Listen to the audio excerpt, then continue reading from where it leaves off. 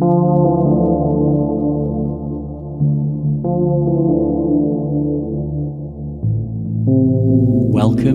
to Nature Therapy Online.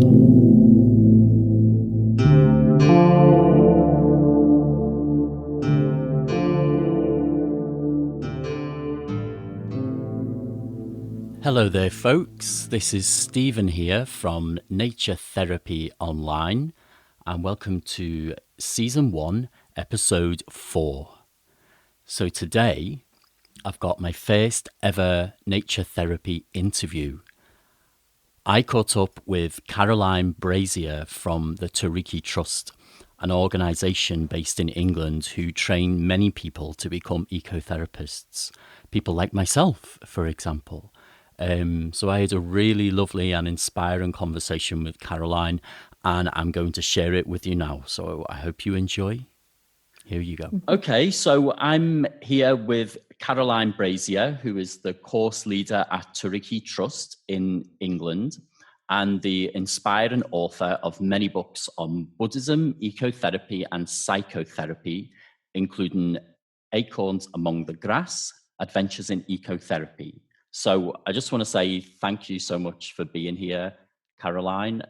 I've personally learned so much from you, and you've been really instrumental in my own path. So it's really lovely to have this conversation. My first ever interview on the podcast with you, actually. So how are you today? How are things down there in Narborough? Oh, I'm good. Yes. Well, thank you very much for that introduction, Steve. And yes, I mean, it's at last the rain seems to have stopped. And I've been able to get out today. We've had a couple of days of rain, and yeah, I mean, I like going out in the rain sometimes, but it's a bit off-putting, I have to admit, compared to a bit of blue sky like we woke up to this morning. So yeah, it's been really nice, and things are good here.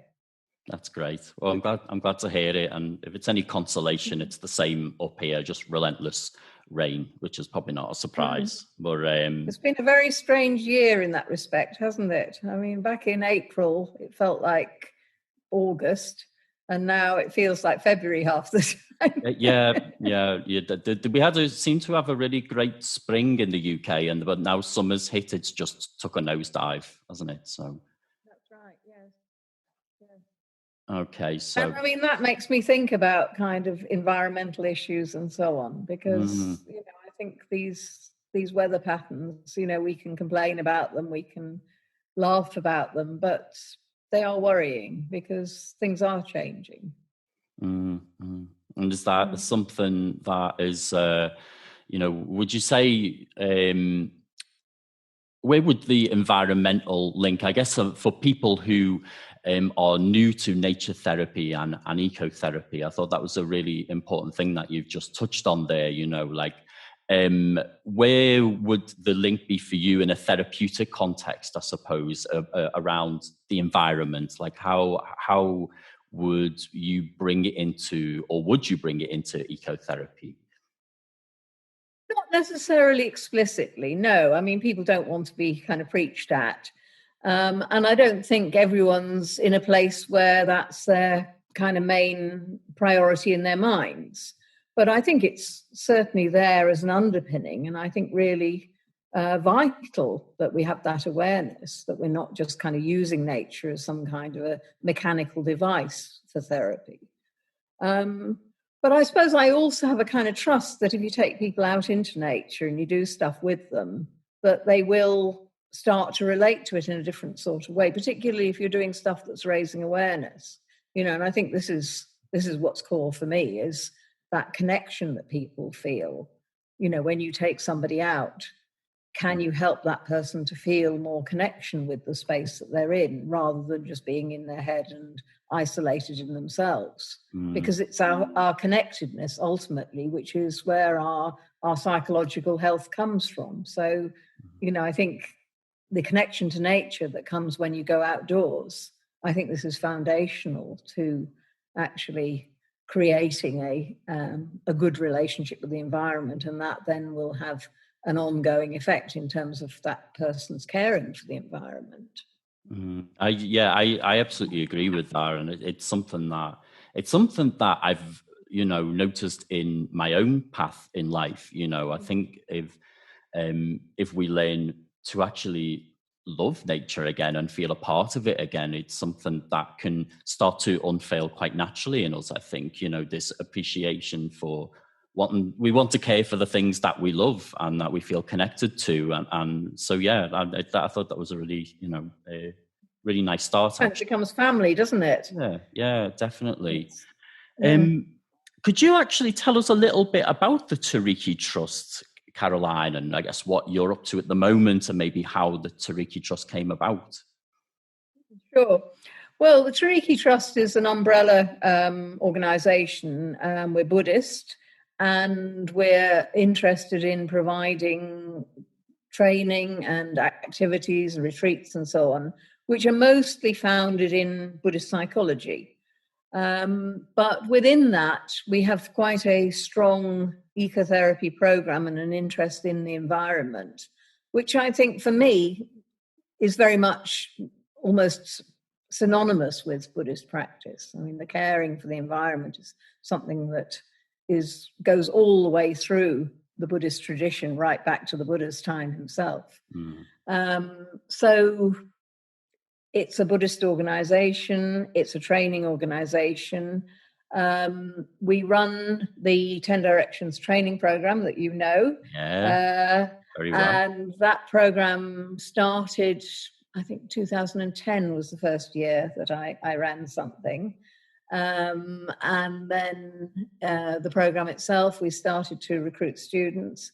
And it was really about taking the psychology and the psychotherapy that we were doing indoors into the outdoors, which seemed like a natural development. I mean, it's something I've always had an interest in. I've worked outdoors, well, since I began in community work, and I used to take groups outdoors then. So it's been something that's been around for a long time for me.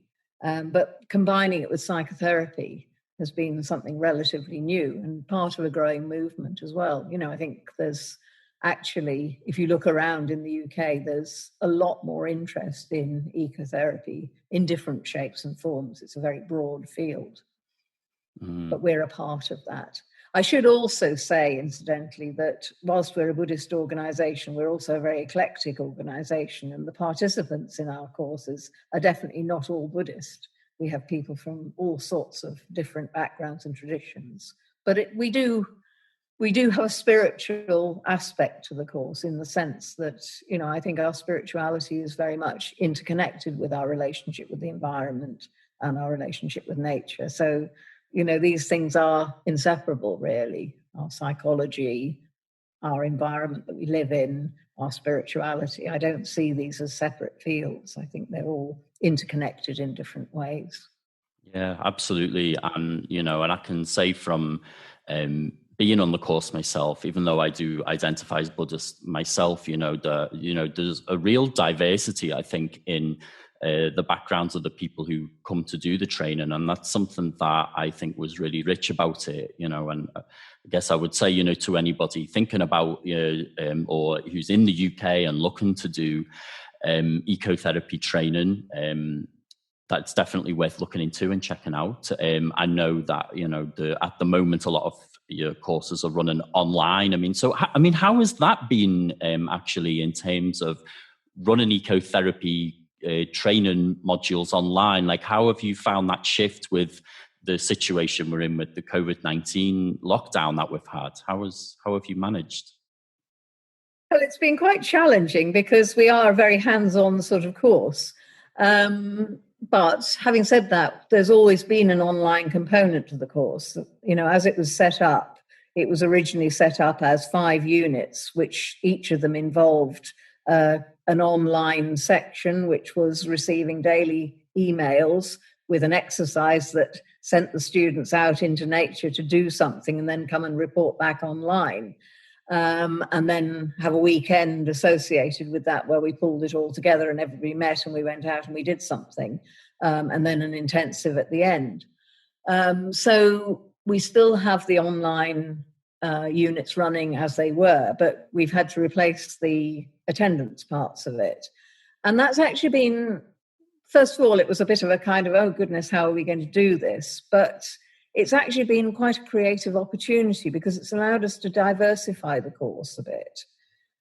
So what we've done is we've replaced the attendance part with various different kinds of online experiences.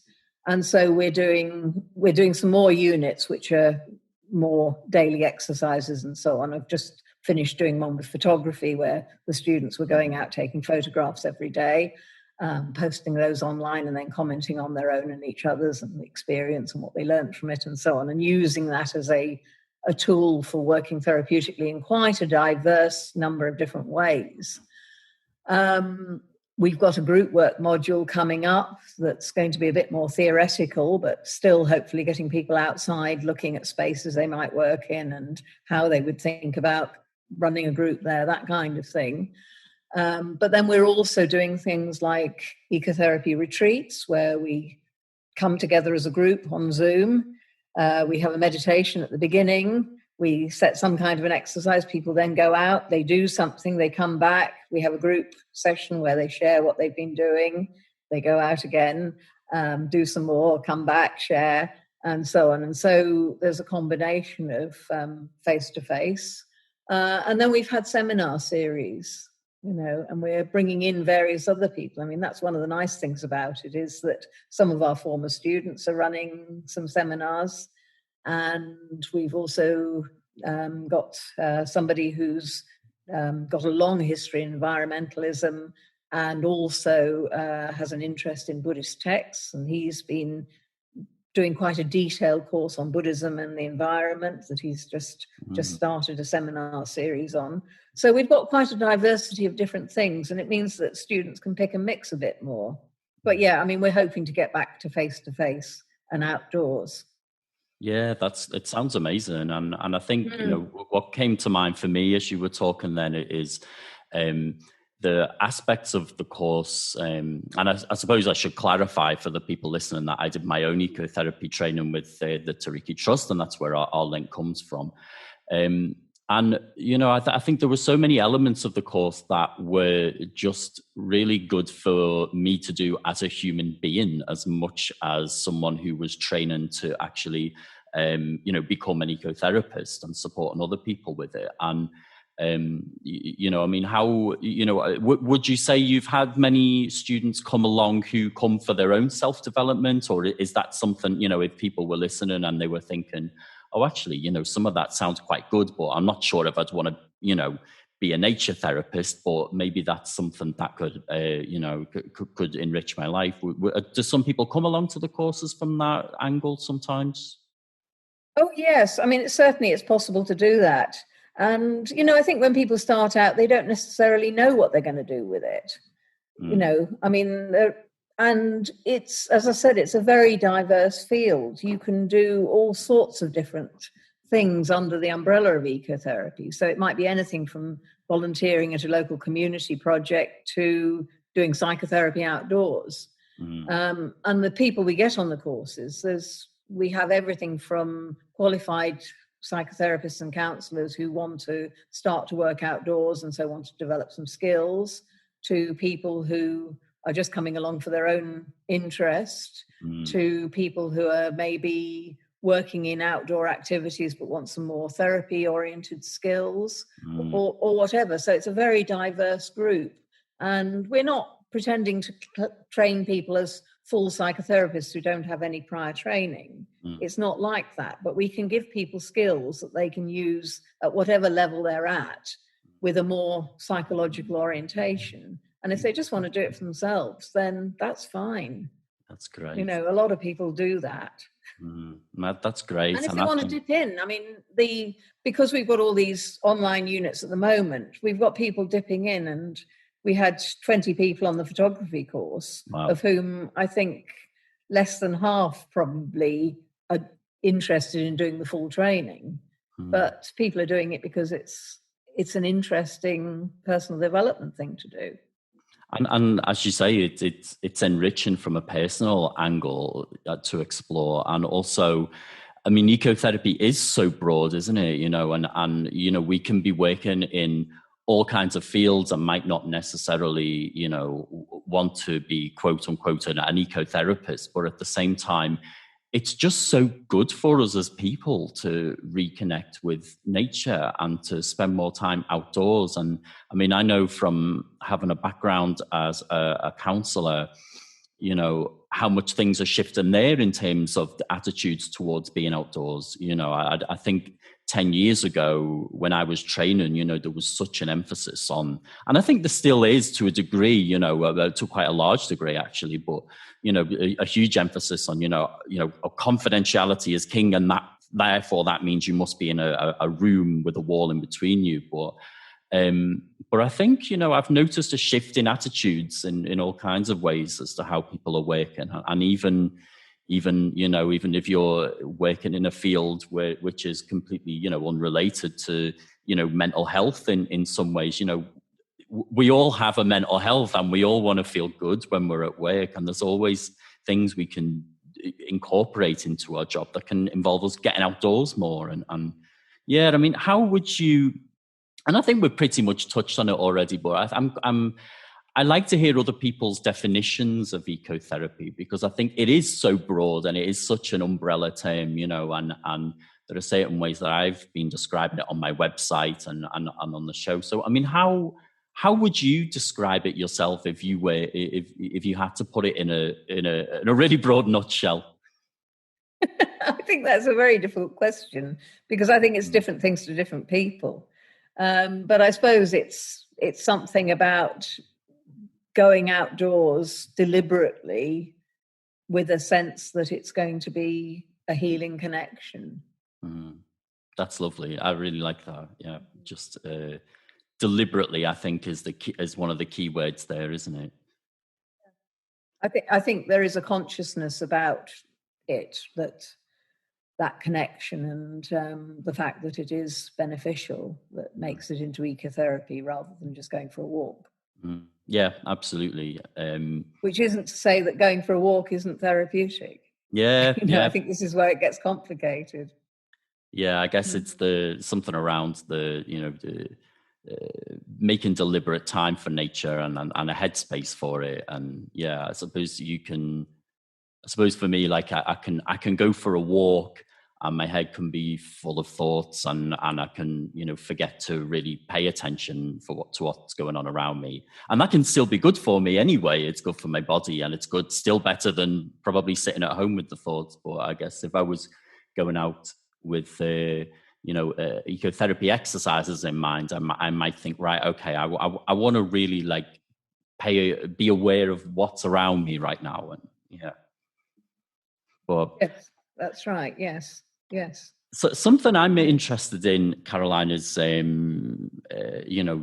your background and what brought you to doing this, because it's such a huge thing that you do, and you've been doing it for the last 10 years, and I imagine 10 years ago, I mean, a lot of people were very confused by the concept of ecotherapy, and I think people are now seem to take it very quickly, like, oh yeah, that makes sense. So I wonder, I guess to have set up your 10 Directions ecotherapy course, there must have been a real drive for that. So, I mean, where does that come from? Have you always been someone who loves nature, or were there some specific experiences that you might have had in life that really connected you? Like, how did that come about for you?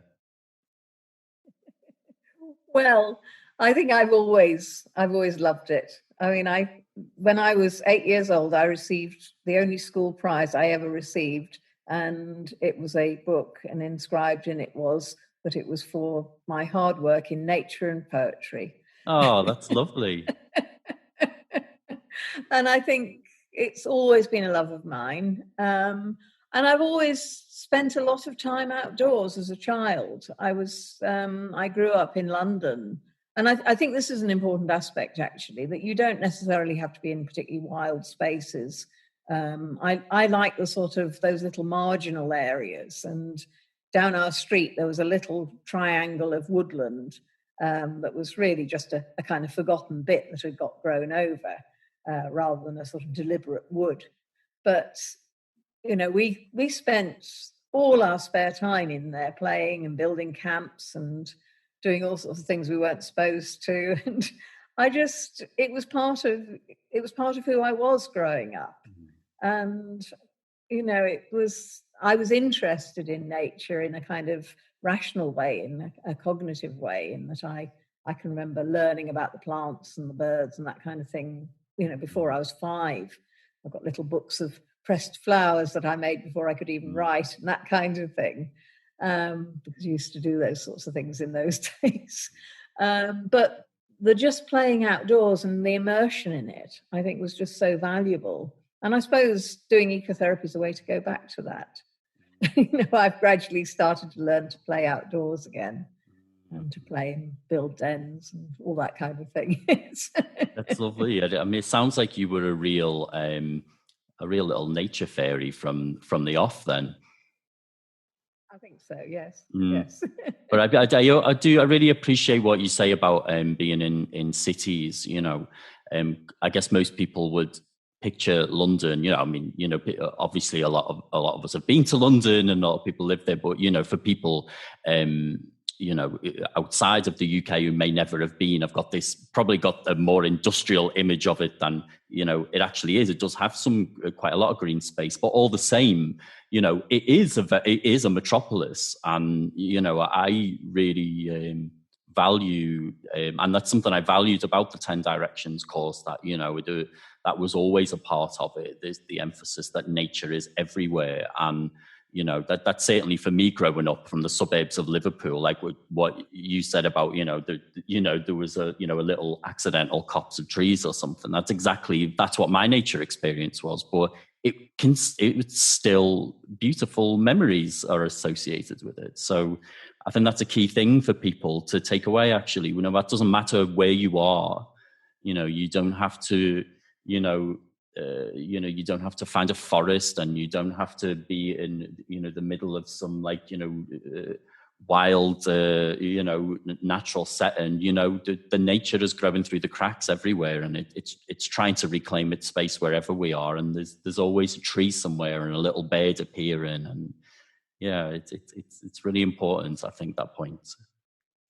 One of the exercises I really like doing is sending people out with a camera to photograph all the stuff that's growing in the cracks in the pavements, the edges of buildings and in gutters and that kind of thing. Because it's just amazing when you start to look how much stuff is growing and that kind of life force that represents. In the most barren areas, when you've discovered stuff that's growing, maybe not necessarily in a very healthy way, but sometimes amazingly healthy.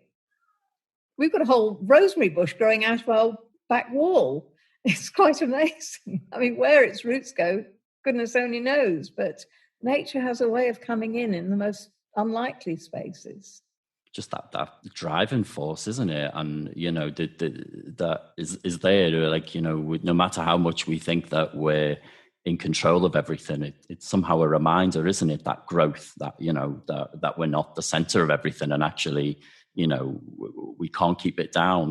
Well, I mean, that's we kind of are in a lot of ways, but at the same time, it's always growing back and is everywhere. And I guess, something to maybe, round the interview off. And, I appreciate you've got seminars and things that you need to be getting on with today, probably. So, that was such a great task that you just shared there. And I think that's something that I'm going to try myself today when I take the dog out. So that's a great one that I would challenge listeners to try out, taking photographs of the nature that's growing through the cracks in the pavement, wherever you are. But yeah, would there be another task that you could think of to share for the listeners, maybe people who are quite new to practicing nature therapy or ecotherapy, something really simple that anyone could try, that you would suggest, Caroline? I think at its simplest, go for a walk. Yeah. Step out of your front door, stand on the doorstep, maybe just close your eyes, breathe, stop. and then just start to walk. And, as you walk, notice what attracts your attention. Notice what catches you, and spend time to pause. I went out this morning and I walked in Thorpe Meadows, which is a 5-minute walk from us. It's the Water Meadows here in Narborough. And I was just walking along beside the river and I just heard this bird singing. And I stopped, and it was just amazing. It was a goldfinch, and it was right on top of a hawthorn bush. But just taking that moment to just stop and listen and connect with that bird. It's those kinds of magic moments that really touch us. And actually, I will give you one more practice, because there's a lovely practice that was developed by somebody in University of Derby. And this is called 3 Good Things in Nature. Oh, yeah. And I think if you're feeling kind of a bit down, then just each day making it a practice to go out and just notice 3 things that touch you. Write them down, take a photograph, whatever you want to do, or just remember them. But just that discipline of finding 3 good things in nature, incredibly healing. And they got some very good research results from that test. But I think it's a lovely practice to do. And I sometimes do it myself just for the fun of it. That's beautiful. Yeah. That's really, really great. Thanks very much, Caroline. And just before we head off, where can people find you online? What's the best website to get you on? Well, our main website is www. Buddhist Psychology .info. That's great. Okay. Well, you'll find it on there, or you can just Google Tariki Trust or Caroline Brazier, and it'll all come up. So that's great. Well, listen, it's been really lovely and just inspiring hearing you talk. Actually, with those tasks at the end are, I think, really useful and yeah, I've just learned so much from you myself. It's been lovely to have you here, and an honour that you're just giving your time to us to share with people out there. So thanks so much, Caroline, and yeah, I hope you have a lovely day, and I hope your little goldfinch comes back again soon and says hi again. Okay. Well, thank you very much. I've really appreciated it, and that's great. It's not all coming from me. It's very much an interactive process, this learning about ecotherapy. That's great. Interactive with other people, interactive with nature. That's great. Thank you very much. Thanks a lot, Caroline. Bye-bye. So that concludes my interview with Caroline Brazier. I really hope you enjoyed that, folks, and found it inspiring. And yeah, I'd encourage you to go and find out more about the work that they do wherever you live in the world. So that's it for this week, and thank you very much for tuning in. And as usual, as this is a new podcast, if you could be kind enough to share it with your friends, post links, subscribe, like, comment on the blog, however it is that you can show any appreciation that you might have, and hopefully a handful of you at least are enjoying it out there. That would be really, really kind and much appreciated. So have a lovely week. Make sure that you get out into nature and appreciate nature. And I will see you next week. Bye-bye.